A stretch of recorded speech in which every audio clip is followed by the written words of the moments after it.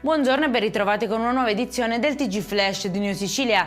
In apertura hanno un nome e un volto i presunti responsabili della sparatoria avvenuta domenica scorsa a Catania nel quartiere Cibali, dove un 45enne è stato ferito gravemente a colpi di pistola nelle vicinanze di un centro scommesse. Si tratta di un 50enne e di suo figlio 25enne fermati dalla polizia con l'accusa di tentato omicidio. L'aggressione armata sarebbe legata a vecchi rancori personali. Proseguono a Castelvetrano le ricerche di un uomo che ieri avrebbe chiesto aiuto tramite una radiotrasmittente. Droni ed elicotteri hanno sorvolato la zona, stamattina in azione anche gli operatori del soccorso alpino. A intercettare la richiesta di soccorso sarebbe stata una radiotrasmittente con cui giocava un bambino a casa. La mamma ha ascoltato e ha così avvertito i carabinieri.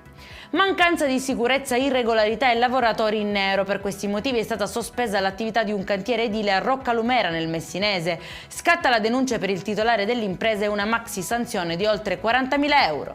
Il maltempo delle ultime ore ha provocato una frana sul costone del Monte Enna. Pertanto è stata chiusa la strada provinciale 2 che collega la città agli svincoli della Palermo-Catania. La viabilità nella provincia continua a essere critica e i lavori sulla via Pergusa complicano ulteriormente gli spostamenti. È in chiusura intervento salvavita all'emodinamica dell'ospedale Giovanni Paolo II di Ragusa. Il paziente aveva diagnosticato un infarto miocardico complicato da shock cardiogeno. Decisiva la sinergia tra cardiologia e chirurgia vascolare. Per questa edizione è tutto, prossimo appuntamento alle 19:30. Buona giornata.